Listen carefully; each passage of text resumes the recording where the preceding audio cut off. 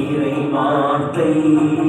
வாழ்வு தருவது இறைவார்த்தை வாழ்வு தருவது இறைவார்த்தை வாழ்வு தருவது இறைவார்த்தை வாழ்வு தருவது இறைவார்த்தை